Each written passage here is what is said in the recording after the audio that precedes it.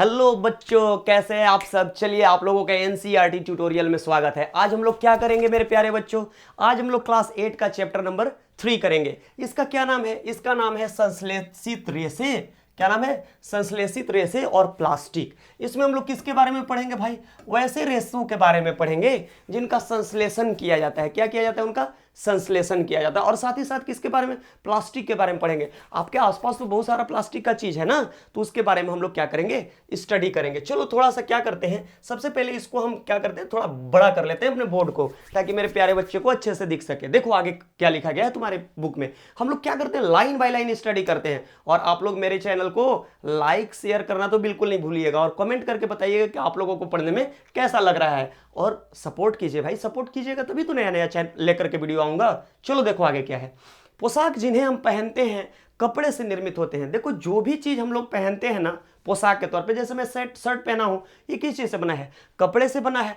और कपड़ा प्राकृतिक अथवा कृत्रिम स्रोतों से प्राप्त रेशों से बनाए जाते हैं। और कोई भी कपड़ा होता है ना, वो किस चीज से बना होता है, रेशा से। और आप पीछे के क्लास में पढ़ चुके हैं कि रेशा क्या होता है। रेशा हमको दो तरह से मिलता है। एक हम लोगों को मिलता है किससे भाई, किससे मिलता है बताइए। रेशा के दो स्रोत होते हैं। पहला एक होता है मैनमेड, मतलब जिसको आदमी बनाता है, और दूसरा होता है प्राकृतिक स्रोत। प्राकृतिक स्रोत में भी दो बात है, एक प्लांट से मिलेगा और दूसरा एनिमल से मिलेगा। पिछले कक्षा में आप पढ़ चुके हैं इसके बारे में। चलिए आगे देखते हैं। क्या आप कुछ प्राकृतिक रेशों के नाम बता सकते हैं। क्या प्राकृतिक रेशे कहने का तात्पर्य क्या है, जो प्रकृति हमें देती है, ठीक है। क्या आप उसका नाम बता सकते हैं। एक मैं हिंट्स के लिए आप लोगों को बता देता हूं, जैसे कॉटन, ठीक है। कॉटन आप लोगों को कौन देता है बताओ, कॉटन वाला रुई जो होता है वो प्रकृति देती है। ठीक इसी तरह से और भी सारे रेशों का आप नाम बता सकते हैं। कुछ अपने से भी ट्रायल लीजिए।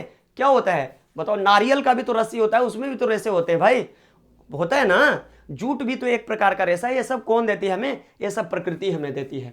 रेशों का उपयोग विविध प्रकार की अनेक घरेलू वस्तुओं के निर्माण हेतु भी किया जाता है। और विविध प्रकार की घरेलू वस्तुओं का निर्माण हम लोग किसके सहायता से करते हैं, रेशों की सहायता से करते हैं।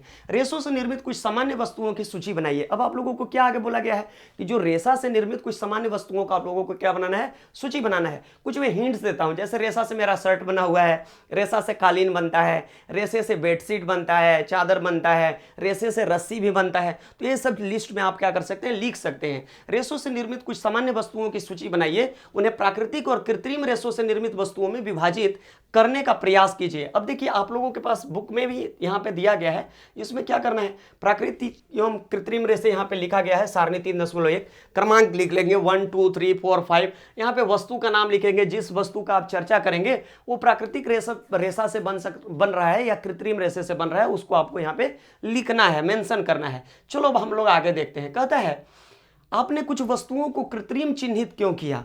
हम लोगों ने कुछ वस्तुओं को कृत्रिम चिन्हित इसलिए किया कि वो जो रेशे हैं वो प्रकृति के द्वारा हमें नहीं प्राप्त होते, बल्कि हम लोग उस रेशों को खुद बनाते हैं, इसलिए हम उसको क्या कर रहे हैं, कृत्रिम बोल रहे हैं। आगे देखो, आपने अपनी पिछली कक्षाओं में पढ़ा है कि प्राकृतिक रेशे जैसे कि कपास, ऊन, रेशम आदि पौधे अथवा जंतुओं से प्राप्त होते हैं। अभी हम पहले ही आप लोगों को समझाए हैं ना कि जो प्राकृतिक रेशे होते हैं वो हम लोगों को दो स्रोतों से मिलते हैं। पहला स्रोत उसमें से क्या होता है भाई, पहला स्रोत होता है पौधा। जैसे पौधा से हमको क्या क्या मिलता है बताओ, पौधा से हमको क्या मिलता है बता सकते हैं आप। अभी तुरंत तो थोड़ी देर पहले हम आप लोगों को समझाए थे ना कि जूट मिलता है। क्या मिलता है, जूट मिलता है। साथ ही साथ कपास वाला रुई मिलता है, ठीक है, कॉटन वाला ना।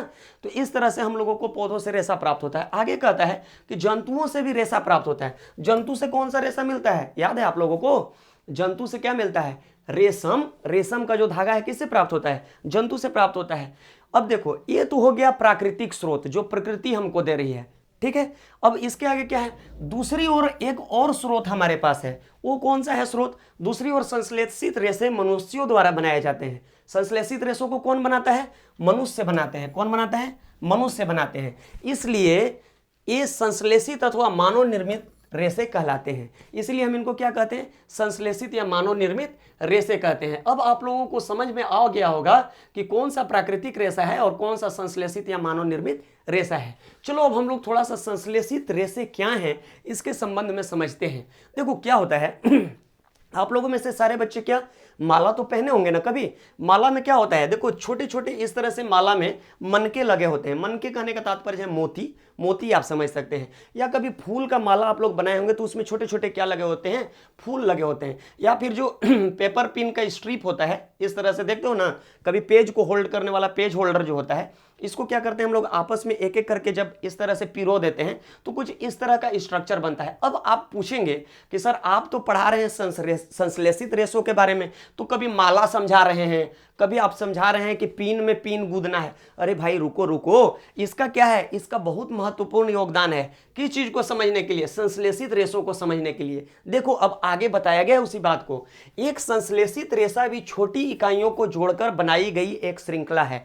जैसे कोई माला में छोटी छोटी एक एक मोती को पिरो करके हम लोग माला बनाते हैं ना, ठीक इसी प्रकार से जो संश्लेषित रेशा होता है, संश्लेषित रेशा में भी क्या होता है, छोटी छोटी इकाई आपस में मिल करके क्या बनाती हैं, जुड़ करके एक श्रृंखला बनाती हैं। मतलब एक श्रृंखला का मतलब लंबा श्रृंखला का निर्माण करती है। जैसे यहाँ पे श्रृंखला बना हुआ है ना, और इसमें से प्रत्येक छोटी इकाई वास्तव में क्या है, इसमें से जो प्रत्येक छोटी इकाई है ना, वास्तव में एक रासायनिक पदार्थ है। कैसा है, केमिकल कंपाउंड है, रासायनिक पदार्थ है। तो आप ऐसे भी समझ सकते हैं कि रासायनिक पदार्थ, किसी भी रासायनिक पदार्थ के छोटे छोटे इकाई के आपस में जुड़ने से क्या बनता है, एक बड़ा इकाई बन जाता है, बृहद इकाई बनता है। ठीक है, इस प्रकार की अनेक छोटी इकाइयां मिलकर एक बड़ी एकल इकाई बनाती है, जिसे हम लोग क्या कहते हैं, जिसे हम लोग बहुलक कहते हैं। क्या कहते हैं, बहुलक। अब आप लोगों को जब एक प्रश्न पूछा जाएगा कि बहुलक किसे कहते हैं, तो आप आसानी से बोल सकते हैं कि किसी भी केमिकल के छोटी मतलब किसी भी रसायन के या रासायनिक पदार्थ के छोटी छोटी इकाइयों के मिलने से एक बृहद इकाई का निर्माण होता है, और इसे हम लोग बहुलक कहते हैं। अंग्रेजी भाषा में बहुलक को हम लोग किस नाम से जानते हैं भाई, बहुलक को हम लोग इंग्लिश में पॉलीमर के नाम से जानते हैं। किसके नाम से जानते हैं, पॉलीमर के नाम से। अब देखो जो पॉलीमर शब्द है ना, पॉलीमर ग्रीक भाषा के शब्द से मतलब ग्रीक भाषा का दो शब्द को लेकर के पॉलीमर शब्द बना है। इसमें से पहला जो शब्द है वो क्या है, पॉली, और दूसरा शब्द है मर, मतलब मरना नहीं है ना, यहाँ पे पॉली और मर दो सा शब्द है। ठीक है, पॉली का अर्थ क्या होता है, पॉली का अर्थ होता है अनेक, बहुत सारा। ठीक है, जैसे आप लोग पॉलीमर का और कहाँ पे, पॉलिनोमियल, पॉली मतलब बहुत सारा ना, तो पॉली शब्द का यहाँ पे उपयोग हो रहा है। पॉली मतलब अनेक, ठीक है, और मर मतलब क्या होता है भाई, मर का अर्थ क्या है बताओ, इकाई। क्या है उसका अर्थ, इकाई ना। यहां तक बात समझ में आ गई। अतः एक पॉलीमर या बहुलक बहुत सी इकाइयों के दोहराने से बनता है। जैसा कि अभी हम लोग ऊपर देखे थे, ये देखो, ये यहां से यहां तक मान लो पॉलीमर है, तो इसमें एक इकाई, दो इकाई और तीन इकाई, तीन इकाइयों के आपस में जुड़ने से क्या बन रहा है, ये वाला पॉलीमर बन रहा है। आगे चलो, आगे देखते हैं तुम लोगों को क्या समझाया गया। ये चैप्टर क्या है ना, ये चैप्टर बहुत इंटरेस्टिंग है, इसको बहुत ध्यान से पढ़ना है मेरे प्यारे बच्चों। ठीक है, ताकि आप लोगों को अच्छे से सारा चीज समझ में आ सके। हाँ, तो मेरे प्यारे बच्चों एक और चीज पे हम लोगों को ध्यान देना है। जो प्रकृति में जो पॉलीमर, जो हम लोगों का नेचर है ना, नेचर में भी पॉलीमर्स पाए जाते हैं। क्या पाए जाते हैं, पॉलीमर्स मतलब बहुलक पाए जाते हैं। देखो इसके बारे में तुम्हारे बुक में भी बताया गया है। क्या बताया गया है, बहुलक प्रकृति में भी पाए जाते हैं। इसका उदाहरण क्या है, तो यहाँ पे एक उदाहरण बताया गया है। कपास एक बहुलक है। जो कपास का जो रुई होता है ना, वो क्या है, एक प्रकार का बहुलक है मेरे बच्चे। ठीक है, और ये जो कपास है, कपास में जो बहुलक है उसकी क्या इकाई है, आप लोगों से पूछा जाएगा। तो जो सेल्यूलोज होता है, सेल्यूलोज यहाँ पे इकाई की तरह काम करता है, और बहुत सारे सेल्यूलोज के छोटे छोटे इकाई के आपस में जुड़ने से, मान लो कि इस तरह से इकाई अगर बना हुआ है, क्या है ये अगर कपास का एक रेशा है, तो ये सब क्या है, ये सब बाबू हैं सेल्यूलोज। क्या है, सेल्यूलोज है ना। इसमें से जितना एक एक इकाई है, ये तीनों क्या है, सेल्यूलोज है। तो सेल्यूलोज के आपस में जुड़ने से छोटी छोटी इकाइयों मतलब सेल्यूलोज रूपी छोटी छोटी इकाई को आपस में जुड़ने से किसका निर्माण होता है, कपास के एक धागे का। क्लियर है यहाँ तक, कोई दिक्कत। चलो आगे देखो, आगे तुम लोगों के बुक में क्या बताया गया है। आगे अब हम लोग पढ़ेंगे संश्लेषित रेशों के प्रकार के बारे में। आ रही बात समझ में। संश्लेषित जो रेशे होते हैं उन्हें विभिन्न प्रकारों में बांटा गया है। पहला हम लोग शुरू करते हैं किससे, रेयॉन से। कौन सा है, पहला नाम है हमारा रेयॉन। आप लोगों को अच्छे से दिख रहा है स्क्रीन पे। चलिए देखिए, रेयॉन से शुरू करते हैं हम लोग अपनी स्टोरी। यहां तक समझ में आ रहा है ना, बहुत इंटरेस्टिंग है ये चैप्टर, इसलिए एकदम कंसंट्रेशन बनाए रखना है। मैं भी पूरा चार्ज हूं, आप लोगों को भी चार्ज रहना है। अपने कक्षा 7 में पढ़ा है कि रेशम कीट से प्राप्त किया जाता है। क्लास 7 में आप लोग क्या पढ़े हैं कि जो रेशम है वो क्या, रेशम कीट से प्राप्त होता है हम लोगों को रेशम। इसकी खोज कहाँ हुई थी, रेशम की खोज चाइना में हुई थी। एक स्टोरी पढ़े हैं ना, रानी के कप में जो गिर जाता है, कौन सा, रेशम का जो कोकून रहता है वाला जो गिर जाता है, वो स्टोरी तो आप पढ़े होंगे। इसकी खोज चीन में हुई थी और इसे लंबे समय तक बड़ी सुरक्षा में गोपनीय रखा गया था। ठीक है, रेशम रेशे से प्राप्त कपड़ा बहुत महंगा होता है। जो रेशम होता है ना, उससे बनने वाले कपड़े क्या होते हैं, बहुत महंगे होते हैं, परंतु इसकी सुंदर बनावट, जो इसका टेक्सचर होता है ना, जो बनावट होता है, बहुत शानदार होता है। आप लोग भी किसी क्या आपकी मम्मी होंगी या चाची होंगी या दीदी होंगी, उनको कभी रेशम का साड़ी पहने हुए देखे होंगे। उनका टेक्सचर कभी पूछ भी सकते हैं अगर नहीं देखे हैं तो, कि आपके पास कोई रेशमी साड़ी है क्या। कोई रेशम का कुर्ता भी पहनता है मटका का, ठीक है, तो ये बहुत महंगा होता है, इसका टेक्सचर बहुत शानदार होता है, ने प्रत्येक व्यक्ति को मोह लिया।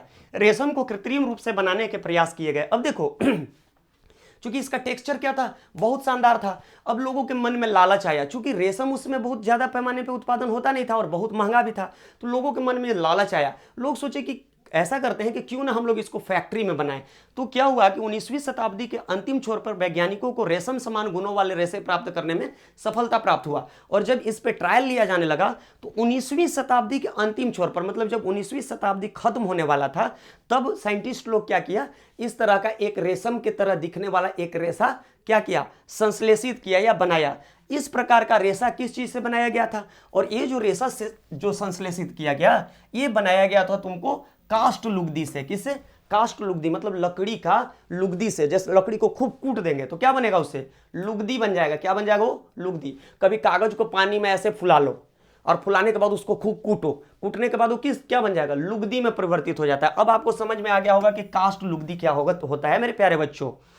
तो जो कास्ट लुगदी के रासायनिक उपचार से ये वाला रेशा प्राप्त किया गया था, और यह रेशा रेयन अथवा कृत्रिम रेशम कहलाया। और जो ये रेशा था, इसको किस नाम से हम लोग जानते हैं, रेयन के नाम से जानते हैं। किस नाम से, रेयन को। और जो रेयन है, इसको एक और नाम से जानते हैं, यह बहुत फेमस है, कृत्रिम रेशम।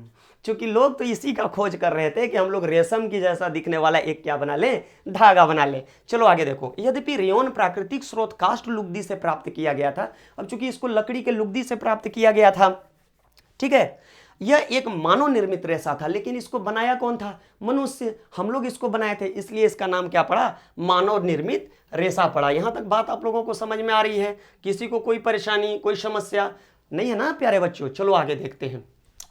ये रेशम से सस्ता होता है, और ये जो बना था ना धागा, कौन, रेयन, ये रेशम से बिल्कुल सस्ता था, ठीक है, परंतु इसे रेशम रेशों के समान बुना जा सकता था। लेकिन इसको रेशम की रेशा की तरह इसको बुन करके और इसे कपड़ा तैयार किया जा सकता था, और इसे रंगों की कई किस्मों में रंगा भी जा सकता था, और उससे क्या किया जा सकता था, अलग अलग कलर में इसको रंगा भी जा सकता था। रेयन को कपास के साथ मिला करके, अब देखो रेयन में एक और खासियत था, क्या, इसको कपास के साथ मिला करके और इससे चादर बनाया जा सकता था, बेडशीट, बड़ी सुंदर सुंदर चादर अभी भी बनता है भाई, ठीक है, अथवा ऊन के साथ मिला करके, और इसको ऊन के साथ अगर जब मिला देते थे ना, ये जो रेयन था, तो इसे गलीचा बनाया जाता था। गलीचा समझते हैं जी, नया शब्द है, कुछ बच्चा गलीचा को बगीचा पढ़ देता है, बागीचा का बात नहीं चल रहा है, गलीचा का बात चल रहा है। जो बड़े बड़े घरों में कालीन बिछाए जाते हैं ना, उसको गलीचा हम लोग बोलते हैं। आ रही बात समझ में। चलो आगे देखो, आगे हम लोग समझते हैं गलीचा के बाद कि क्या पढ़ना है हम लोगों को।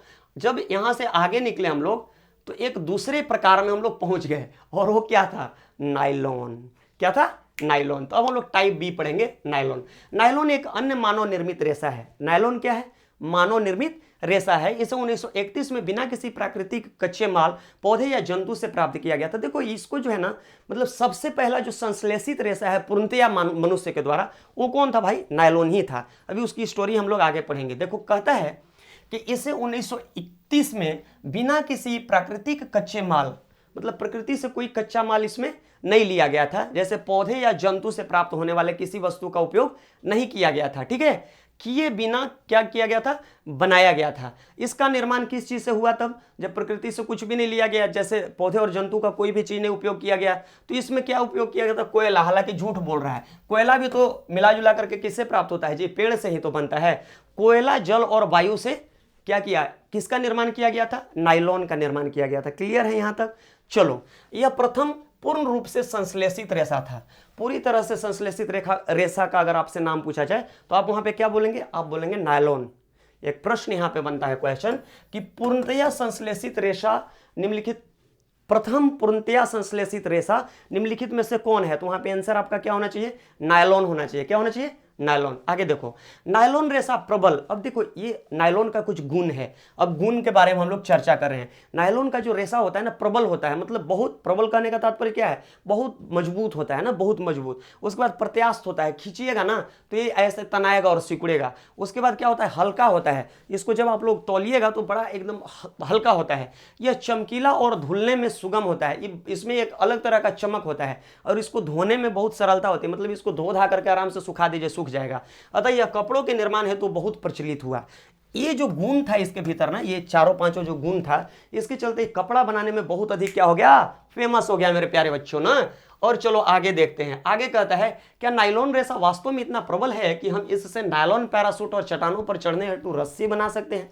देखो जो पैरासूट होता है ना, देखते हो लोग उड़ते हैं उसमें, वो कितना मजबूत होता है, आदमी को संभाल लेता है। आजकल तो एक मोटा आदमी भैंस जैसा एक मोटी औरत को लेकर के ऐसे उड़ता है आकाश में, देखे हो ना। अब सोचो उतना वजन कोई संभाल लेता है, पैरासूट का जो क्या रहता है, पैराकोड होता है, तो अब समझ सकते हैं कि कितना मजबूत होगा। अब इसके बारे में बताया गया है कि हम नायलॉन से निर्मित कई वस्तुओं को उपयोग में लाते हैं, जैसे कि जुराबे। अब हम लोग क्या बनाते हैं उससे, जुराबे मतलब समझ रहे हैं ना जी, हाँ तो समझ रहे हैं तो अच्छी बात है, नहीं समझ रहे हैं तो कोई बात नहीं है, ठीक है। रस्से भी बनाते हैं, क्या बनाते हैं, रस्सी भी बनाते हैं। आगे देखिए, तंबू बनाते हैं, दांत साफ करने का ब्रश बनाते हैं, कारों की सीट के पट्टे बनाते हैं, स्लीपिंग बैग बनाते हैं। तो इससे बहुत सारे चीजों का क्या होता है, निर्माण होता है। जुराब मतलब होता है पैर में पहना जाने वाला मोजा। क्लियर है यहां तक। चलो नायलॉन का उपयोग पैरासूट, देखो और क्या बताया गया है नायलॉन के बारे में। नायलॉन का जो उपयोग है ना, पैरासूट का जो रस्सी है उसको बनाने के लिए किया जाता है, और चट्टानों पर चढ़ने हेतु रस्सों के निर्माण में भी किया जाता है। एक नायलॉन का तार इस्पात के तार से भी अधिक प्रबल होता है। एक मतलब लोहे का तार तुम ले लो और एक नायलॉन का क्या ले लो, रस्सी ले लो, बराबर दोनों का मोटाई होना चाहिए, तो जो नायलॉन का रस्सी होगा ना वो ज़्यादा मजबूत होगा। अब इसके लिए एक क्या दिया गया है आप लोगों को, क्रियाकलाप दिया गया है 3.1। इस क्रियाकलाप में क्या करना है भाई, एक इस तरह का देखो स्टैंड लेना है, इसमें एक रस्सी लटका लेंगे और इस रस्सी पे क्या करेंगे, जो तराजू जैसा लटका लेंगे और उस पर वजन चढ़ाएंगे, 50 ग्राम, 100 ग्राम, 200 ग्राम। तो जब इस तरह से चढ़ाते जाएंगे तो लास्ट में एक समय ऐसा आएगा जब सबसे ज़्यादा वाला वेट चढ़ा देंगे तो टूटेगा। तो जहाँ पे वेट चढ़ाने पे वह टूटेगा वही उसका क्या स्ट्रेंथ बताता है, उसकी प्रबलता का यह क्या है, जांच है कि वो कितना वजन तक संभाल पाया। इस तरह से यहाँ तक प्रेक्षण हो गया। अब ये जो प्रेक्षण आप किए हैं नायलॉन के साथ, इसी प्रेक्षण को सारणी 3.2 में अलग अलग प्रकार के क्या लेकर के, धागों को लेकर के आप लोगों को दोहराना है। जैसे कपास के साथ, ऊन के साथ, रेशम के साथ, नायलॉन के साथ, जब आप इसको दोहराएंगे तो आपको पता चल जाएगा कि इन सारे धागों में से कौन सा धागा ज्यादा मजबूत है। क्लियर है यहां तक। आप रेशो धागों को लटकाने हेतु दीवार पर लगी एक हुक अथवा कील का भी उपयोग कर सकते हैं। बहुत सारा तरीका है, आप लोग जुगाड़ लगा के कर लीजिएगा, भारत जुगाड़ में बहुत आगे है ना। चलो आगे देखो, सावधानी क्या रखना है, ध्यान रहे कि सभी धागे एक ही लंबाई एवं लगभग एक ही मोटाई के होने चाहिए। जब भी इस तरह का आप परीक्षण करेंगे, एक्सपेरिमेंट करेंगे, तो उसमें यह जरूर ध्यान रखेंगे कि जितने भी धागे होने चाहिए उनका लंबाई समान होना चाहिए और उनकी मोटाई समान होनी चाहिए। आगे देखो, अब नेक्स्ट जो है हमारा that is polyester and acrylic. अब हम लोग किसके बारे में बात करेंगे, अभी तक हम लोग 2 चीज के बारे में बात कर चुके हैं। अब तीसरा नंबर सी मतलब टाइप 3 के बारे में पढ़ रहे हैं, that is polyester and acrylic ना। पॉलिएस्टर और किसके, एक्रिलिक के बारे में अब हम लोग प्यारे बच्चों बात करें। देखो तो इसमें क्या दिया गया है, पॉलिएस्टर नाम से ही नहीं समझ में आ रहा है जी। पॉली मतलब बहुत सारा, और एस्टर मतलब ये एस्टर के आपस में जुड़ने से, छोटे छोटे एस्टर के इकाई को आपस में जुड़ने से पॉलिएस्टर बनता है, नाम से ही क्लियर है। आगे एक्रिलिक के बारे में भी हम लोग नीचे पढ़ेंगे, पहले पॉलिएस्टर के बारे में पढ़ते हैं। कहता है पॉलिएस्टर एक अन्य संश्लेषित रेशा है, इस रेशे से बने कपड़े में आसानी से सिलवटें नहीं पड़ती। मतलब इस कपड़े को आप मोड़ दीजिए, चपोत दीजिए, ऐसे ऐसे करके कूट दीजिए, फिर भी क्या होगा, इसमें किसी तरह का सिलवट मतलब समझ रहे हैं, दाग नहीं पड़ेगा, धारी नहीं बनेगा ना। जैसे कपड़ा को हम लोग कैसे ऐसे चपोत के रख देते हैं तो देखते हैं ना उसका क्या होता है, उसमें बहुत सारा, फिर उस पर हम लोगों को आयरन मारना पड़ता है, तो इस तरह की कोई सिलवटें इस पर नहीं पड़ती। यह सपाट रहता है, मतलब एकदम धो दीजिए और एक बार ऐसे झाड़ के सुखा दीजिए तो फिर पहन के निकल जाइए कहीं भी, कोई टेंशन की बात, इस पर आयरन वायरन मारने का कोई झंझट नहीं है। इसीलिए बहुत फेमस हुआ। बीच के समय में लोग पॉलिस्टर का शर्ट पहनना बहुत पसंद करते थे, क्योंकि उनको आयरन वायरन मारना नहीं पड़ता था। आगे देखो, यह सपाट रहता है और सरलतापूर्वक धुल भी जाता है, और इसको साफ करने में भी कठिनाई नहीं होती, उस पर दाग वोग भी बहुत कम लगता है ना। आगे देखो, अतः यह वस्त्र सामग्री हेतु पर्याप्त उपयोगी पदार्थ है। ये जो गुण था ना इसका कि जल्दी से साफ हो जाता था और इस पर कोई भी रिंकल्स नहीं आता था, मतलब कोई सिलवटें नहीं आती थी, इसके चलते इसका वस्त्र सामग्री बनाने में खूब ज्यादा क्या हुआ, उपयोग हुआ।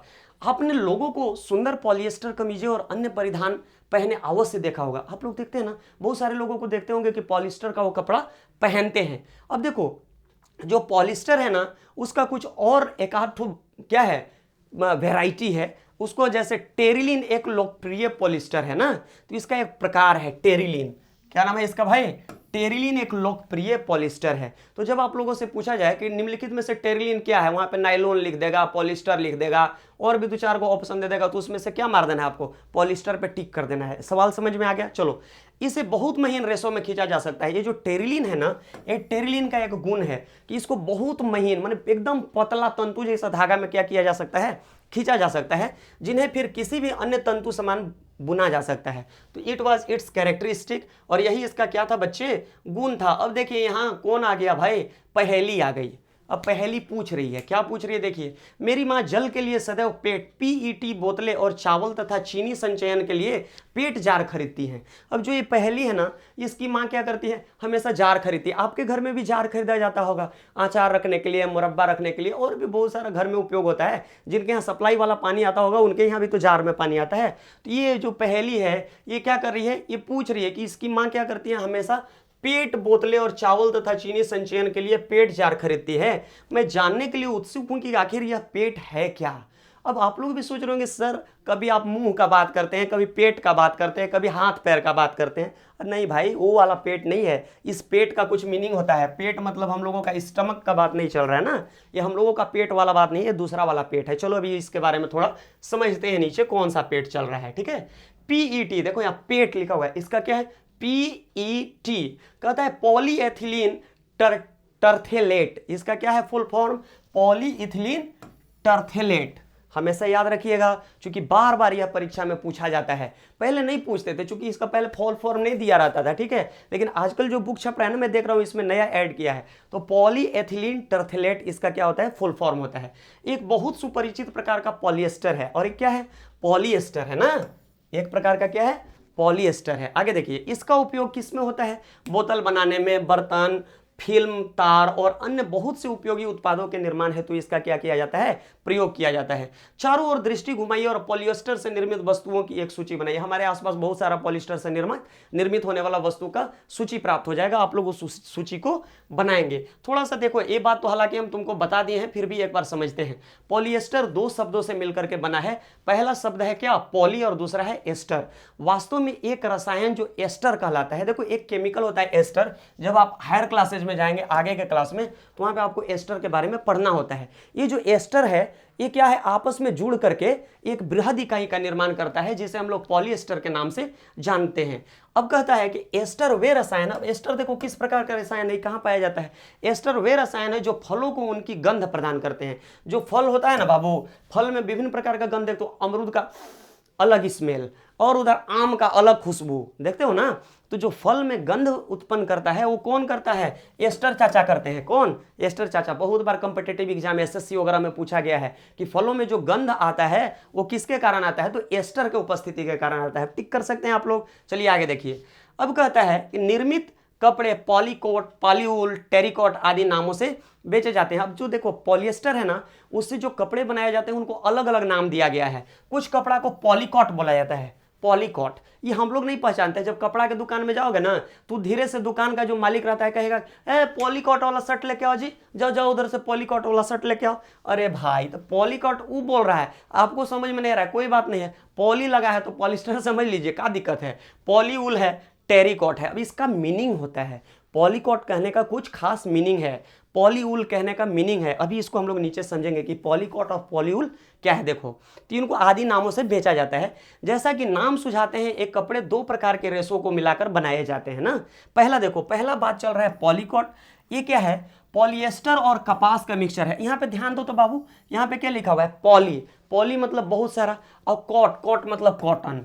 कॉट मतलब कॉटन, पॉली मतलब पॉलिएस्टर और कॉट मतलब कॉटन। तो पॉलिएस्टर और कॉटन के मिलाने से ही बना है पॉलीकॉट। अब याद रहेगा, बहुत आराम है, पॉली से पॉलिएस्टर याद रखना और कॉट से कॉटन याद रखना, याद करने का इसको जरूरत नहीं है, डायरेक्ट ही याद हो गया। चलो आगे देखो, आगे हमारे पास पॉलीवूल, क्या लिखा हुआ है, पॉलीवूल। यहाँ भी पॉली से क्या हो जाएगा, पॉलिस्टर, ऊल मने ऊन, जो ऊन होता है ना उसको अंग्रेजी में ऊल कहते हैं, तो पॉलीवूल हो गया, यानी पॉलिस्टर और ऊन का मिश्रण। यह बात तो यहाँ पे लिखा हुआ है जी, कहाँ कुछ नया बात लिखा हुआ है, तो ये सारा बात आप लोग समझ गए। चलिए आगे प्यारे बच्चों देखते हैं क्या है। हम सर्दियों में स्वेटर पहनते हैं तथा शॉल अथवा कंबलों का उपयोग करते हैं।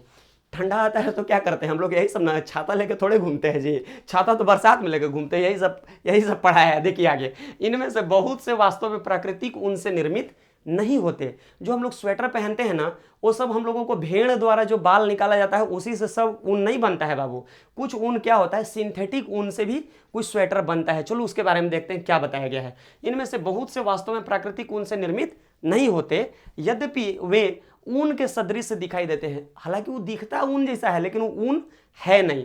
ये अन्य प्रकार के संश्लेषित रेशे से तैयार किए जाते हैं, जिसको हम लोग क्या कहते हैं, एक्रिलिक कहते हैं। पॉलिस्टर और एक्रिलिक दो बात था ना जी, तो अब पॉलिस्टर का कहानी उधर खत्म हो गया। अब हम लोग किसका कहानी समझ रहे हैं, हम लोग एक्रिलिक का कहानी समझ रहे हैं। जो एक्रिलिक होता है ना, देखो क्या होता था, पहले ऊन भी बहुत महंगा हो गया था, सबके पहुंच में ऊन था नहीं, तो क्या हुआ कि बाद में लोग क्या किए कि ऊन के जगह पर सस्ता ऊन खोजने लगे और सोचे कि चलो इसको भी बना लेते हैं। जैसे रेशम महंगा था तो रेशम के जगह पर बना लिए, उधर क्या बना लिए, ध्यान दीजिए, रेयन बना लिए। अब इनको इधर भी दिक्कत होने लगा कि अब ऊन भी महंगा हो गया, कहे कि अच्छा रुको तुम्हारा भी इलाज कर देते हैं। मनुष्य है, इलाज खोजते रहता है, तो कहा कि चलो तो एक्रिलिक बना देते हैं, तो ये बना दिया एक्रिलिक। ये ऊन के जैसा कैरेक्टरिस्टिक्स रखता था ना, चलो तो इससे क्या होता था, स्वेटर बनता है। यहां तक क्लियर है। आगे देखो, प्राकृतिक स्रोतों से प्राप्त ऊन काफी महंगी होती है, जबकि एक्रिलिक से बनी वस्तुएं अपेक्षाकृत सस्ती होती हैं। क्लियर है, मैं यही चीज आप लोगों को समझाया हूं।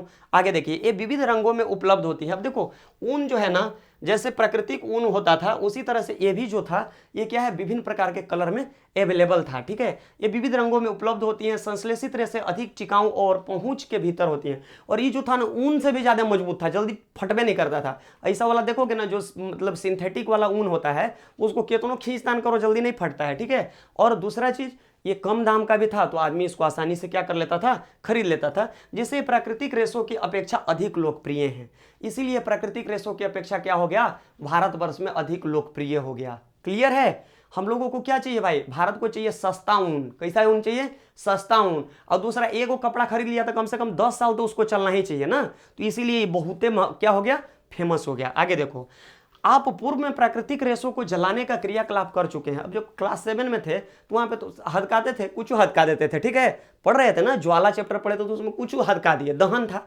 तो उसमें हम लोग क्या किए थे कि एक तो धागा को भी जला के देखे थे। जो प्राकृतिक धागा होता है उसको जब जलाओगे तो किसी तरह का दुर्गंध नहीं होता है, वो चिपकता भी नहीं, हाथ में ऐसे चिटकेगा नहीं ना। लेकिन क्या है, जब तुम किसके बारे में पढ़ रहे हो अभी, पॉलीथीन वगैरह को जलाओगे ना तो हाथ में चिपक जाएगा, कभी ट्रायल मत लेना। ठीक है, और जो ये संश्लेषित रेशे होते हैं ये भी पॉलीथीन का जैसा हाथ में चिपक जाता है ना, तो इसलिए इसको जला के ट्रायल वरायल मत लेना, हाथ से चिपका के। आगे चलो देखते हैं क्या बताया गया है तुमको। ठीक है, यहां तक तुम लोगों को समझ में आ गया। चलो थोड़ा सा समझते हैं। हम लोग क्या करते हैं, इसको जला करके देखते हैं। आप पाएंगे कि इनका व्यवहार प्राकृतिक रेशों से बिल्कुल भिन्न है, एकदम बिल्कुल भिन्न है। आप यह भी पाएंगे कि संश्लेषित रेशे गर्म करने पर पिघल जाते हैं पॉलीथीन की तरह। यह वास्तव में संश्लेषित रेशों का एक हानिकारक गुण है। और ये क्या है, बिल्कुल हानिकारक गुण है। क्यों हानिकारक गुण है, थोड़ा सा इसको समझो। यदि वस्त्रों में आग लग जाती है तो यह बहुत आपदाजनक हो सकता है। कपड़ा पिघल जाता है और पहनने वाले व्यक्ति के शरीर में चिपक जाता है। अतः हमें प्रयोगशाला अथवा रसोई घर में कार्य करते समय संश्लेषित वस्त्र नहीं पहनने चाहिए। यहाँ पे आप लोगों से एक परीक्षा में बार बार क्वेश्चन पूछा जाता है कि हमें प्रयोगशाला तथा रसोई घर में काम करते समय संश्लेषित वस्त्र क्यों नहीं पहनने चाहिए। तो इसका उत्तर दीजिएगा आप कि चूंकि संश्लेषित वस्त्र में अगर किसी प्रकार से दुर्घटनावश आग लग जाए तो वह गर्म होने के बाद पिघल जाता है और पिघल करके शरीर में, पहनने वाले के शरीर में चिपक जाता है, जो बहुत ज्यादा आपदाजनक हो सकता है। इसीलिए प्रयोगशाला में और रसोई घरों में किसका प्रयोग नहीं करना चाहिए मेरे प्यारे बच्चों, बताओ, संश्लेषित रेशों से बने कपड़ों का प्रयोग नहीं करना चाहिए। यहां तक आप लोगों को बातें समझ में आ गई होगी। अब देखिए, यहां देखिए, मुंह खोल दी। ये कौन है भाई, ये कौन सी लड़की है, नाम बताइए। पहली है। ओ, अब मैं समझी कि मेरी माँ रसोई घर में काम करते समय पॉलिएस्टर से बने वस्त्र क्यों नहीं पहनती है। तो आप भी पॉलिस्टर से बने वस्त्र पहन करके ठंडी के दिन में आग तो बिल्कुल नहीं तापेंगे, ठीक है, नहीं तो उसमें क्या हो जाएगा, तुरंत से एक चिंगारी पड़ेगा और तुरंत से उसमें बहुत बड़ा छेदा हो जाएगा। सभी संश्लेषित रेसे, अब जितने भी संश्लेषित रेसे होते हैं ना बाबू, वो किससे बनते हैं, पेट्रोलियम मूल के कच्चे माल जिसको हम लोग पेट्रो रसायन कहते हैं उससे निर्मित होते हैं। आ रही है बात समझ में? विविध प्रक्रमों द्वारा तैयार किए जाते हैं और ये विभिन्न प्रकार के केमिकल प्रोसेस के द्वारा इसको क्या किया जाता है, रेडी किया जाता है। चलो यहां तक समझ गए? हाँ, तो बच्चे हम लोग क्या पढ़ चुके हैं, हम लोग अब संश्लेषित रेशों के बारे में पूरी तरह से पढ़ चुके हैं। अब हम लोग आगे क्या पढ़ेंगे, अब हम लोग आगे पढ़ेंगे संश्लेषित रेशों के गुणधर्म, कि जो संश्लेषित रेशे हम लोगों ने बनाया है उसका क्या गुणधर्म होता है, उसके बारे में थोड़ा सा समझते हैं। कल्पना करिए कि आज वर्षा का दिन है, मान लो कि आज बरसात होने वाला है, ठीक है, आप किस प्रकार का छाता प्रयोग में लाएंगे, बिल्कुल मैं संश्लेषित रेशे वाला ही छाता प्रयोग में लाऊंगा, ठीक है। क्यों लाएंगे भाई, संश्लेषित रेशे अद्वितीय गुणधर्मों वाले होते हैं। जो सिंथेटिक रेशे होते हैं ना उसमें अद्वितीय, मतलब उसके जैसा गुणधर्म क्या होता है, प्राकृतिक रेशों में नहीं होता है। देखो कहता है जो इन्हें परिधान सामग्री हेतु लोकप्रिय बनाते हैं, जो संश्लेषित रेशे का गुणधर्म है जिसके कारण उससे क्या बनाया जाता है, कोई भी कपड़ा बनाने के लिए बहुत लोकप्रिय होते हैं। इसमें क्या गुण होता है, चलो देखते हैं एक एक करके इसका गुण, क्यों हम लोग छाते के लिए इसका प्रयोग करेंगे।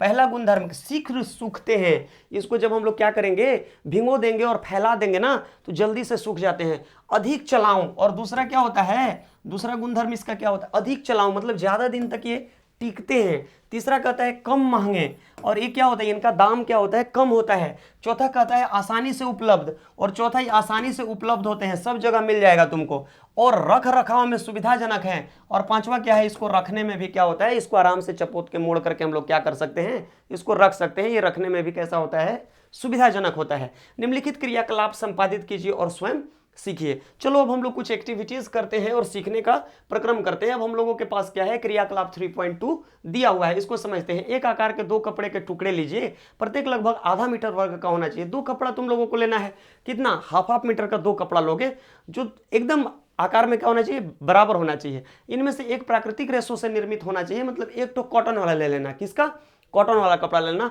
और दूसरा किस चीज का कपड़ा लोगे, संश्लेषित रेशा वाला कपड़ा लोगे, ठीक है। अब दोनों को क्या करना है भाई, आगे दोनों टुकड़ों को पृथक बीकरों के मगों में भिगोना है। 2 मग लेना है, छोटा छोटा मग्गा, उसमें पानी बराबर मात्रा में भर देना है, और जो दोनों कपड़ा लिए हैं उसको क्या करना है, उसमें डुबोना है, ठीक है। 5 मिनट बाद कपड़े के टुकड़ों को पात्रों से निकाल लीजिए, और उसके बाद निकाल करके उसको बाहर क्या करेंगे, उन्हें कुछ मिनट तक हम लोग धूप में फैला देंगे सूखने के लिए। प्रत्येक पात्र में शेष रहे जल के आयतन की परस्पर तुलना कीजिए। अब जब उसको भिगो करके जब बाहर निकाले हैं तो उसके बाद जो दोनों बर्तन था जिसमें कपड़ा को डुबाए थे उसमें कुछ पानी रह गया होगा ना, उस दोनों को क्या करना है, आपको तौल के देखना है, नाप के देखना है कि वो दोनों में कितना कितना पानी बचा है, ठीक है। आगे देखो, क्या संश्लेषित रेशे प्राकृतिक रेशों की अपेक्षा कम जल सोखते हैं? बिल्कुल, जो संश्लेषित रेशे होते हैं ना प्राकृतिक रेशों की अपेक्षा कम जल सोखते हैं। इसलिए जो बरसात वाला छाता होता है ना, उसका जो कपड़ा होता है संश्लेषित रेशा से बना हुआ कपड़ा उसमें यूज करते हैं। क्या वे सूखने में कम समय लेते हैं? हाँ, संश्लेषित रेशे जो होते हैं वो जल्दी सूख जाते हैं, ठीक है। यह क्रियाकलाप आपको संश्लेषित कपड़ों के गुणधर्मों के बारे में क्या बताता है? अभी 2 गुणधर्म तुमको बताए हैं।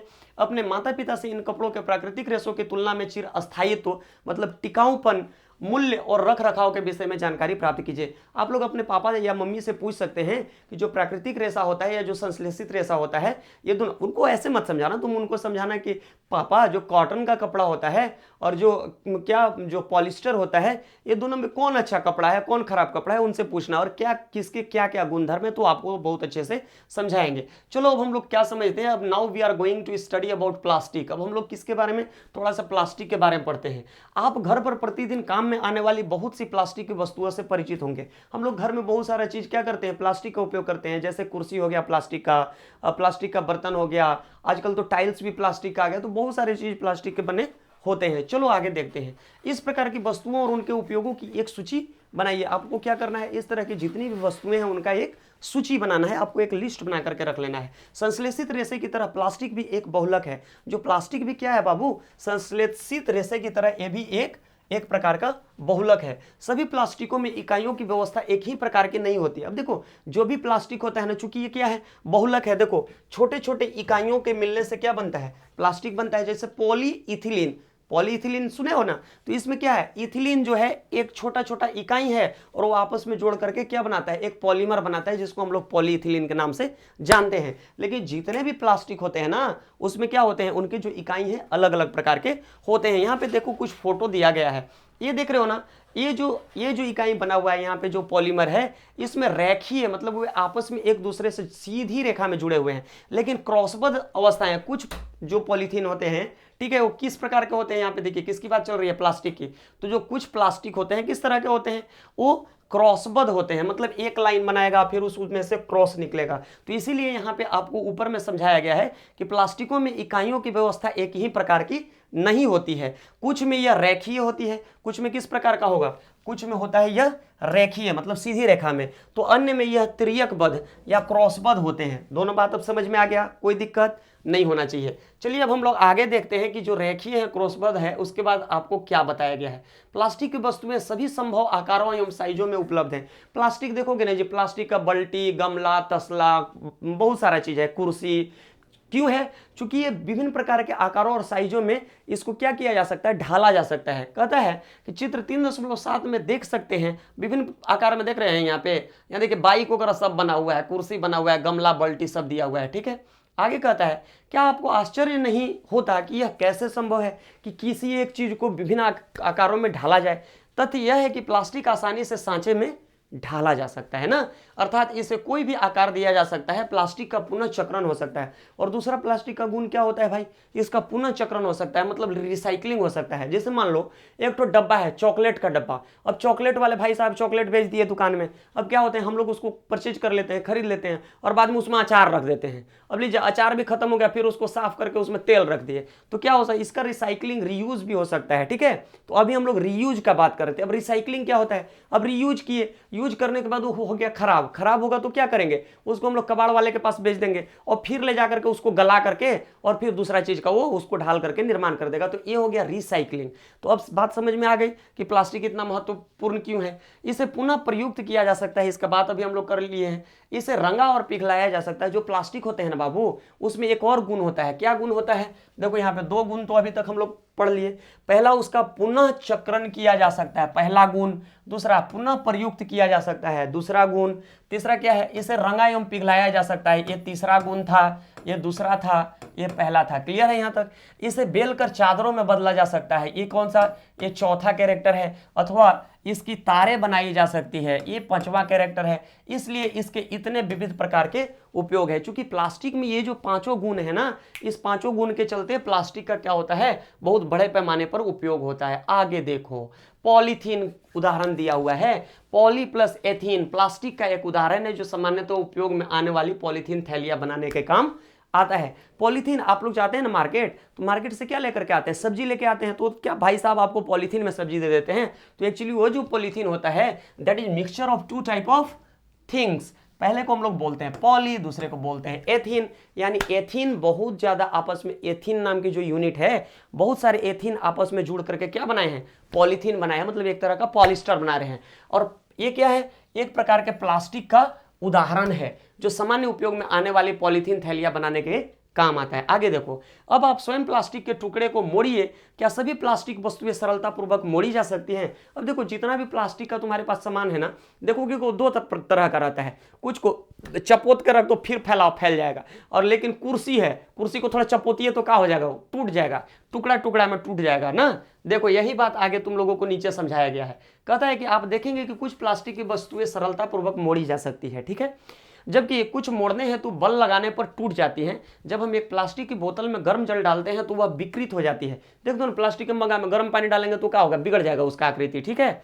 ऐसे अब देखो, इसके बारे में बताया गया कि ऐसे प्लास्टिक जो गर्म करने पर आसानी से विकृत हो जाता है और सरलतापूर्वक मुड़ जाता है, थर्मोप्लास्टिक कहलाता है। दो प्रकार बताया था ना बाबू।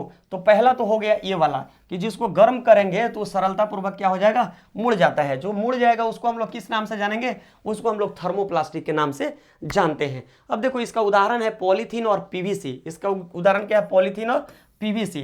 पीवीसी का फुल फॉर्म होता है पॉलीविनाइल क्लोराइड। क्या कहते हैं इसको, पॉलीविनाइल क्लोराइड बोलते हैं। ये ध्यान में रखिएगा, इसको हम लोग क्या बोलते हैं, पॉलीविनाइल क्लोराइड बोलते हैं। और दूसरा है थर्मोप्लास्टिक के कुछ उदाहरण हैं इनका। अब देखिए, थर्मोप्लास्टिक के कौन कौन से उदाहरण अभी दिए हैं, थोड़ा सा इसको इरेज कर देता हूं ताकि आप लोगों को अच्छे से दिख सके। देखिए यहाँ थर्मोप्लास्टिक का कौन कौन सा उदाहरण दिया है ना। अब थोड़ा हम पतला वाला ले लेते हैं ताकि आप लोगों को दिख सके। पहला है पॉलीथीन और दूसरा क्या है पीवीसी। ये दो क्या है थर्मोप्लास्टिक के दो उदाहरण हैं। हमेशा याद रखिएगा, आप लोगों से पूछा जाता है कि थर्मोप्लास्टिक के किन्हीं दो उदाहरणों की चर्चा करें, तो पहला क्या नाम लिखिएगा, पहला लिखिएगा पॉलीथीन और दूसरा क्या नाम लिखिएगा भाई पीवीसी। पीवीसी को क्या कहते हैं पॉलीविनाइल क्लोराइड ना के नाम से जाना जाता है। क्लियर है यहां तक। चलो आगे देखो,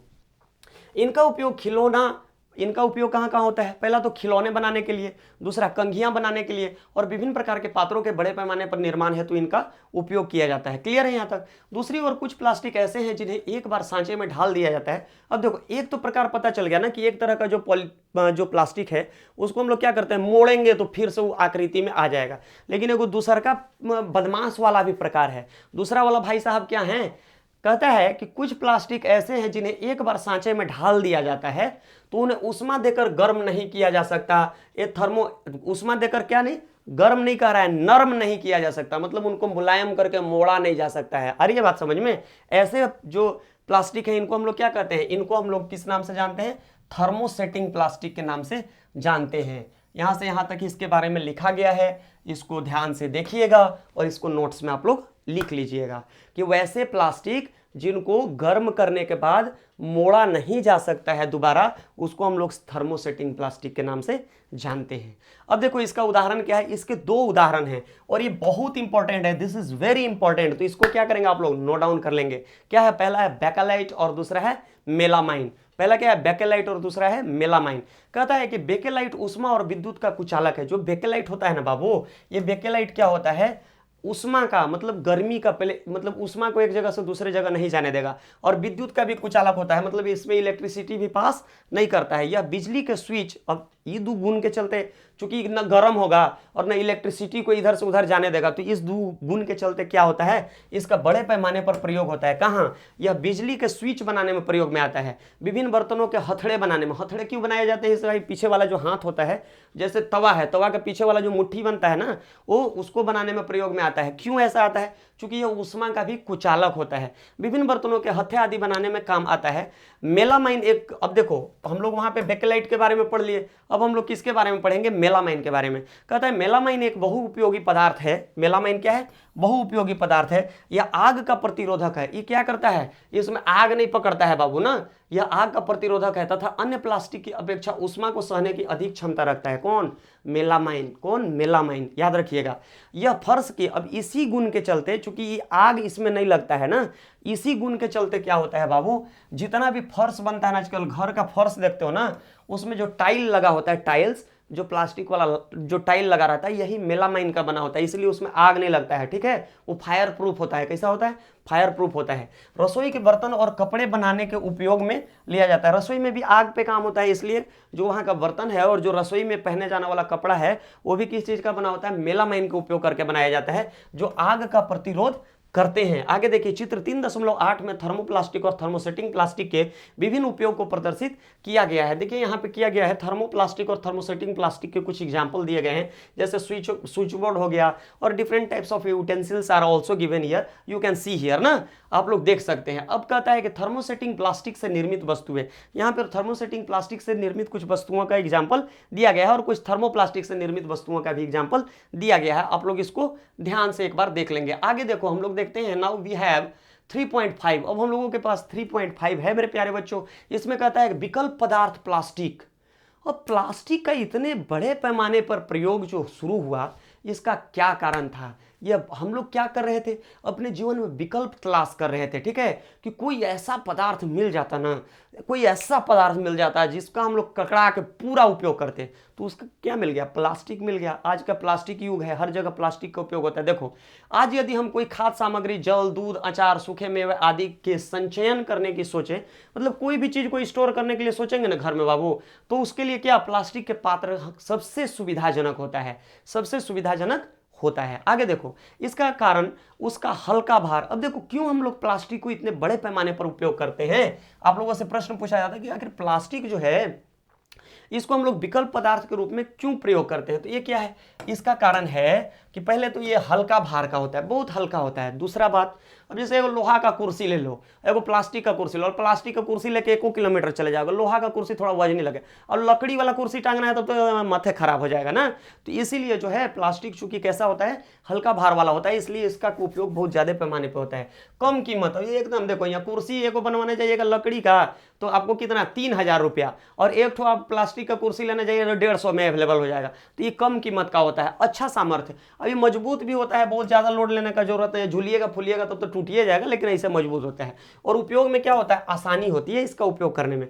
धातुओं की अपेक्षा हल्के होने के कारण प्लास्टिक का उपयोग कारों, वायुयानों, अंतरिक्ष यानों में भी होता है। चूंकि ये क्या होते हैं, धातु की अपेक्षा क्या होते हैं, हल्के होते हैं, इसलिए आजकल जितने भी मोटर वाहन वगैरह बन रहे हैं उसमें इसका प्रयोग किया जाता है कि इसका प्लास्टिक का उपयोग किया जाता है। ठीक है, उपयोग की यह सूची असीमित है। यदि हम चप्पल, फर्नीचर और सजावट की वस्तुओं आदि को भी गिनना प्रारंभ कर दें तो सुबह से शाम हो जाएगा, यह गिनती समाप्त नहीं होगी। आगे देखिए, आइए प्लास्टिक के अभिलाक्षणिक गुणों की विवेचना करें कि प्लास्टिक में कौन कौन से गुण होते हैं, पढ़ना जरूरी है ना। देखिए यहाँ प्लास्टिक अनअभिक्रियाशील है, प्लास्टिक रिएक्शन नहीं करता है कोई चीज से ना, अनअभिक्रियाशील है, इसलिए प्लास्टिक के कितनों दिन छोड़ दो तो सड़ेगा गलेगा नहीं। देखो कहते हैं, आप जानते हैं कि लोहे जैसी धातुओं को जब नमी और वायु में खुला छोड़ दिया जाता है तो उनमें जंग लग जाता है। लोहा को देखते हो ना जी, लोहा को बाहर खुला में छोड़ दो, पानी में, हवा में, तो क्या होगा, धीरे धीरे उस पर जंग लगेगा और धीरे धीरे गल के खत्म हो जाएगा। परंतु प्लास्टिक जल और वायु से अभिक्रिया नहीं करते।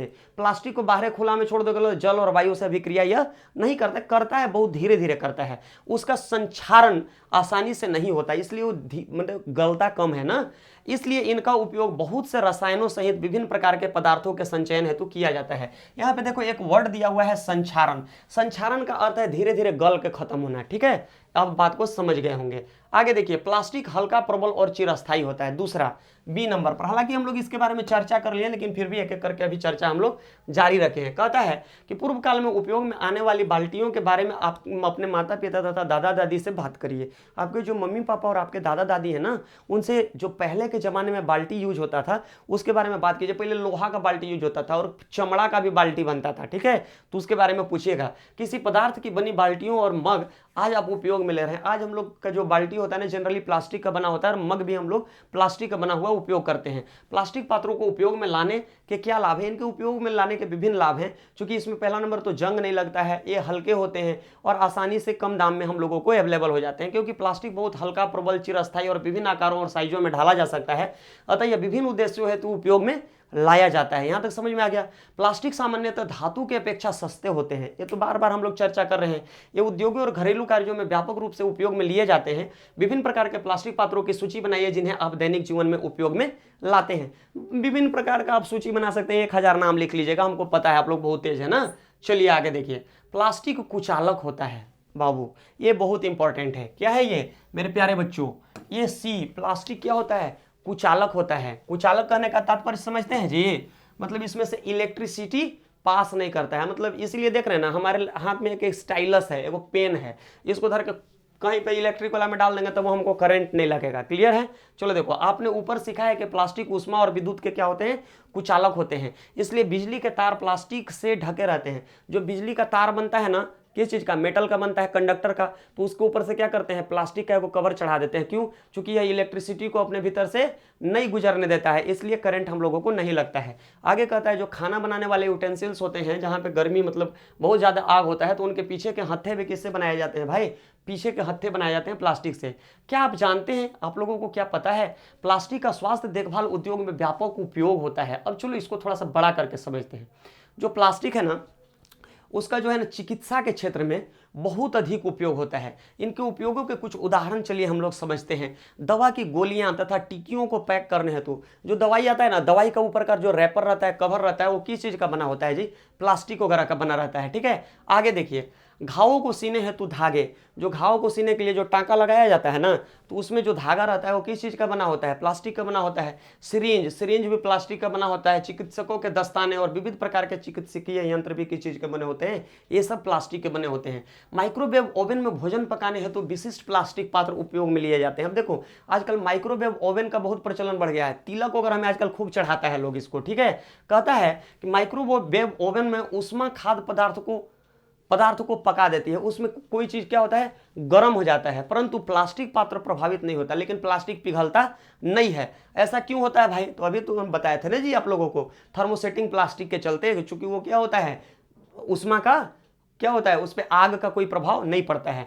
टेफ्लॉन एक विशिष्ट प्लास्टिक है। जो टेफ्लॉन होता है एक खास तरह का ये प्लास्टिक होता है, देखो इसके बारे में याद कर लो। टेफ्लॉन क्या होता है कि जो भोजन बनाने वाले पात्र होते हैं ना, उसके ऊपर नॉन स्टिकी जो पैन होते हैं उसके ऊपर टेफ्लॉन का कोटिंग चलाया हुआ रहता है, इसलिए उसमें जब खाना हम लोग बनाते हैं तो खाना उसमें चिपकता नहीं है। आगे देखिए, आगे हम लोगों को क्या बताया गया है, थोड़ा सा यहां से समझते हैं। कहता है कि अग्निसह प्लास्टिक यद्यपि संश्लेषित रेशे आसानी से आग पकड़ लेते हैं। देखिए जो संश्लेषित जो सिंथेटिक रेशा है ना, उसमें आग पकड़ा है, जैसे पॉलिस्टर का बात कर रहे थे तो नहीं देखे थे, वो हम लोगों के शरीर में चिपक जाता है। परंतु यह जानना रोचक होगा कि आग बुझाने वाले कर्मचारियों के परिधानों पर, जो आग बुझाने वाले जो कर्मचारी होते हैं ना, उनके जो कपड़े होते हैं वो किस चीज से बने होते हैं, मेलामाइन नामक प्लास्टिक से बने होते हैं। किससे बने होते हैं, मेलामाइन नामक प्लास्टिक से बने होते हैं। आप लोगों से बार बार एसएससी में बहुत बारी क्वेश्चन पूछा गया है कि जो अग्निशामक जो कर्मचारी होते हैं उनका जो कपड़ा होता है वो किस चीज का बना होता है, तो वहां पे ऑप्शन में लिखा रहता है मेलामाइन। तो मेलामाइन पे आप लोगों को टिक मार देना है, ठीक है, की परत चढ़ी होती है जो उसे अग्निरोधक बनाती है। क्लियर है यहां तक मेरे प्यारे बच्चों? चलो आगे देखते हैं, प्लास्टिक और पर्यावरण के बारे में समझते हैं। जब हम बाजार जाते हैं तो हमें प्लास्टिक अथवा पॉलीथीन थैली में लपेटी वस्तुएं मिलती है। जब भी हम लोग मार्केट जाते हैं तो हम लोगों को किस चीज में लपेट करके भोजन दिया जाता है, या तो पॉलीथीन में मिलता है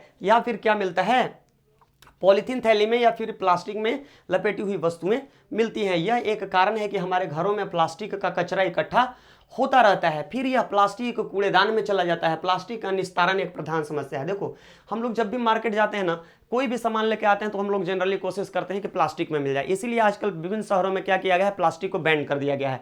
अब वो क्या होता है, वो प्लास्टिक हमारे घर में आ गया, धीरे धीरे वो जमा होते रहता है कचरा के रूप में, और उसको हम लोग बाहर में फेंक देते हैं, और वो क्या होता है, नाली में जाता है, तो क्या करता है, नाली को जाम कर देता है। और भी बहुत सारे इसके चीज होते हैं, इसके दुष्परिणाम होते हैं। अभी उसको पढ़ने से पहले दो बात यहाँ पे दिया गया है, उसको थोड़ा सा समझ लेते हैं, ठीक है। पदार्थ जो प्राकृतिक प्रक्रिया जैसे कि जीवाणु की क्रिया द्वारा अपघटित हो जाते हैं, जैव निम्नकरणीय कहलाते हैं। दो तरह के पदार्थ होते हैं बाबू, एक जो है क्या होता है, जो सूक्ष्म जीव होते हैं जीवाणु, उनके क्रिया के द्वारा धीरे धीरे अपघटित हो जाते हैं। इस तरह के पदार्थ को हम लोग जैव निम्नीकरणीय पदार्थ कहते हैं। क्लियर है? दूसरा पदार्थ का एक और प्रकार है जो क्या होता है, पदार्थ जो प्राकृतिक प्रक्रियाओं द्वारा सरलता से विघटित नहीं होते हैं, ऐसे पदार्थों को हम लोग जैव अनिम्नीकरणीय कहते हैं। जैसे कागज को आप क्या कीजिएगा, फेंक दीजिए कहीं पे, तो क्या होगा, वो जो है प्रकृति के द्वारा धीरे धीरे वो सड़ गल जाएगा। तो उस तरह कागज को हम लोग क्या कहेंगे, जैव निम्नीकरणीय। लेकिन प्लास्टिक को फेंक दीजिए कहीं पे, बहुत जल्दी वो अपघटित नहीं होगा, 100 साल में भी वो जल्दी नहीं गलेगा। तो जो इसीलिए जो पॉलीथीन है वो कैसा है, जैव अनिम्नीकरणीय है। क्लियर है यहाँ तक? कोई दिक्कत? चलो आगे देखो क्या दिया गया है तुम्हारे किताब में। आगे हम लोगों के पास एक सारणी है, सारणी 3.30। इसमें कुछ अपशिष्ट के प्रकार दिए हुए हैं और अपहासित होने में लगने वाला लगभग समय दिया हुआ है, मैंने उनको गलने में। आगे कहता है पदार्थ की प्रकृति और वो किस तरह का पदार्थ है यहाँ बताया गया है। चलो एक एक करके समझते हैं। सब्जी और फलों के छिलके, बचा हुआ भोजन आदि, इसको सड़ने गलने में 1 से 2 सप्ताह लगता है, इसलिए जैव निम्नकरणीय है पहला। दूसरा कागज 10 से 30 दिन में गल जाता है, ये जैव निम्नकरणीय है। सूती कपड़ा 2 से 5 महीना में गल जाता है, जैव निम्नकरणीय है। लकड़ी 10 से 15 वर्ष में गल जाता है, ये कैसा है, जैव निम्नकरणीय है। ऊनी वस्त्र लगभग 1 वर्ष में क्या होता है, समाप्त हो जाता है, जैव निम्नकरणीय है। टीन, एल्यूमिनियम और अन्य धातुओं के डिब्बे 100 से 500 वर्ष में गल जाते हैं, ये भी ये कैसा है, जैव अनिम्नकरणीय है, चूंकि इनको गलने में बहुत अधिक समय लगता है। और प्लास्टिक की थैली तो कई वर्ष, हजारों वर्ष कभी कभी लग जाता है, ये जैव अनिम्नकरणीय है। क्लियर है ना? अब हम लोग क्या देखेंगे भाई, इससे आगे अब हम लोगों को पढ़ना है, क्योंकि प्लास्टिक अपघटित होने में कई वर्ष ले लेते हैं। यहाँ तक दिख रहा है आप लोगों को? क्योंकि प्लास्टिक अपघटित होने में कई वर्ष ले लेते हैं, यह पर्यावरण हितैषी नहीं है, ये हमारे इन्वायरमेंट फ्रेंडली नहीं है, यह पर्यावरण प्रदूषण का कारण बनता है। कौन? पॉलीथीन। कहता है इसके अतिरिक्त जब इस संश्लेषित पदार्थ को जलाया जाता है तो पूर्णतया जलने में लंबा समय लेता है। कभी देखते हो रोड के किनारे कहीं कहीं पे टायर फेंका रहता है, वो टायर को जब हम लोग जलाते हैं तो कितना देरी तक जलता है, 2 घंटा तक हम लोग आग तापते हैं आराम से, ठीक है। इस प्रक्रम में यह भारी मात्रा में विषैली धूम उत्सर्जित करता है, और जब टायर जलता है तो देखते हो ना जी कितना ऊपर ऊपर धुआं, ब्लैक कलर का पूरा धुआं निकलता है, 1 घंटा तक जलते रहता है वैसे ही, ठीक है। और पर्यावरण को यह क्या करता है, प्रदूषित करता है, इस समस्या का समाधान कैसे किया जा सकता है, इस पे भी हम लोग चर्चा करेंगे। यथासंभव प्लास्टिक के उपयोग से बचिए, कपास या जूट से बने थैलों का प्रयोग कीजिए। आजकल हर जगह प्रचार किया जाता है कि आप लोग क्या करें, कम से कम पॉलीथीन का उपयोग करें। और आप लोगों को, मैं भी करता हूं, मैं जब मार्केट में जाता हूं ना तो क्या करता हूं, जूट का झोला लेके जाता हूं या झोला एक रखता हूं, ठीक है, किताब वगैरह मैं उसी में कैरी करता हूं। आप लोगों को भी मैं बोल रहा हूं मेरे प्यारे बच्चों, अपने देश को अगर सुंदर बनाना है ना तो जितना कम से कम हो सके पॉलीथीन का उपयोग कीजिए, ताकि हमारा देश जो है ना एकदम सुंदर बने, स्वस्थ बने, ठीक है, यहाँ के सारे लोग अच्छे रहें, ठीक है, स्वस्थ रहें। बिल्कुल कुछ और तरीके भी सुझाएं जिनके द्वारा आप प्लास्टिक पदार्थों के उपयोग को कम करने में सहयोग दे सकते हैं। मैं तो 2-3 तरीका बताया, आप कुछ भी बता सकते हैं, कमेंट करके हमको बताइएगा कि कैसे हम लोग पॉलीथीन का उपयोग को कम कर सकते हैं। प्लास्टिक अपशिष्ट को पुनः चक्रित करना बेहतर होगा। अब देखो जो प्लास्टिक अपशिष्ट है ना, उनका पुनः चक्रण, बार बार उसको चक्रण करना उसका क्या होगा, बेहतर होगा। जिन वस्तुओं का पुनः चक्रण किया जा सकता है उनकी सूची बनाइए। जैसे कागज का भी पुनः चक्रण किया जाता है, कागज पे एक बार लिख लिए, फिर उसका क्या लुगदी बना करके और फिर से कागज उसका बना देते हैं। तो इस तरह का जो प्रक्रिया होता है इसको पुनः चक्रण कहते हैं। पुनः चक्रण के समय कुछ रंग प्रदान करने वाले अभिकर्मक मिला दिए जाते हैं। इससे पुनः चक्रित सामग्री का उपयोग विशेष रूप से खाद्य पदार्थों के संचयन हेतु सीमित हो जाता है। देखो क्या होता है, प्लास्टिक के साथ एक कंडीशन है, प्लास्टिक का जब पुनः चक्रण करते हैं ना तो उसमें कुछ कलर डाल देते हैं हम लोग, और वो कलर इतना हानिकारक होता है कि उसमें अगर भोजन वगैरह को हम लोग रखेंगे ना, तो प्लास्टिक तो ऐसे भी हानिकारक होता है, तो हम लोगों को क्या करता है, हानि पहुंचाता है, हम लोग उससे बीमार हो जाते हैं। यहाँ पे देखो एक उत्तरदायी नागरिक के रूप में 5R सिद्धांत को याद रखिए। 5R का एक सिद्धांत दिया गया है। पहला, उपयोग कम कीजिए, जितना कम से कम हो सके पॉलीथीन का उपयोग कम कीजिए। दूसरा, पुनः उपयोग करिए। एक बार जैसे मान लीजिए पॉलीथीन का डब्बा खरीद लीजिए तो उसमें कुछ अचार रख दीजिए, अरे बात समझ में, जैसे चॉकलेट वाला हम एग्जाम्पल बताए थे। बाद में उसको क्या कीजिए, पुनः चक्रित करिए, उसके बाद पुनः प्राप्त करिए और फिर से उसको रिकवर कर लीजिए। और उपयोग ना करना और राष्ट्र में रिफ्यूज कर जाना ना, हम उपयोग नहीं करेंगे, बाबा हो जाना, सन्यासी हो जाना ना, इस प्रकार की आदतें विकसित करिए जो पर्यावरण हितैषी हो। और इस तरह से करके हम लोग क्या कर सकते हैं, जो प्लास्टिक का दुष्परिणाम है मेरे प्यारे बच्चों उससे बच सकते हैं। चलो यहाँ पे अब जो प्लास्टिक वाला ऊपर वाला पढ़ रहे थे ना, उसका एक भाग छूट गया था, तो थोड़ा सा देख लेते हैं कि प्लास्टिक और क्या क्या कर सकता है परेशान, ठीक है, किस तरह से परेशान करता है। क्या आपने कोई ऐसा कचरे का ढेर देखा है जहां पशु, विशेष रूप से गाय, कचरा खा रही हो? आप जरूर देखे होंगे, अगर बड़े शहर में होंगे तो आप देखते हैं ना, रोड पे जो हाईवे होता है वहां पे गाय बैठी रहती हैं और वो अक्सर कूड़ा कचरा खा लेती हैं, और उसके साथ क्या खाती हैं, उसके साथ पॉलीथीन भी खा लेती हैं, पॉलीथीन की थैलियां, ठीक है। और ये जो पॉलीथीन का रैपर होता है जिसको गौ मतलब गाय माता जो है क्या करती है, निगल जाती हैं, तो क्या होता है, क्या आप इसके परिणाम की कल्पना कर सकते हैं? सोचो कि कितना भयंकर परिणाम होता होगा गाय अगर पॉलीथीन खा ले तो। प्लास्टिक पदार्थ इन पशुओं के श्वसन तंत्र में कंठरोध उत्पन्न करते हैं। जो गला है ना, तो वहां पे जो सांस लेने वाला जो पाइप है उसमें जाकर के ये फंस जाता है, तो उसका दम घुटने लगता है गाय का। इसलिए ऐसा बिल्कुल मत कीजिएगा, ठीक है। कोई पशु आपके चलते मरे, उससे अच्छा है कि हम उस चीज का उपयोग ही नहीं करेंगे ना। एकदम से प्लास्टिक का कम से कम उपयोग करना है। उत्पन्न करते हैं अथवा आमाशय में एक अस्तर बनाते हैं और अंततः यह उनकी मृत्यु का कारण बन जाता है। और जो गाय होती है ना, सोचो कि वो खाती हैं पॉलीथीन को, तो क्या होता है, उनके आमाशय में, आंत में जाकर के फंस जाता है। चूंकि उनका आमाशय 4 भाग में बटा होता है, बहुत तेजी से क्या करते हैं, गाय भोजन को करके और ले जा करके अपने आंत में उसको संचित कर लेते हैं और बाद में उसको फिर से मुंह में ला करके जुगाली करते हैं। तो जब आंत में ये पॉलीथीन का अस्तर बन जाता है ना, तो धीरे धीरे वह उनकी मृत्यु का कारण बनता है। लापरवाही से इधर उधर फेंकी गई पॉलीथीन की थैलियां नालियों को रोक देती है। और क्या होता है, पॉलीथीन को जब हम लोग ऐसे ही फेंक देते हैं तो नाली को जाम कर देता है। तो हम लोगों के शहर में क्या होता है, गंदगी फैल जाता है ना, कहीं कहीं जो बरसात का पानी है चारों तरफ भर जाता है।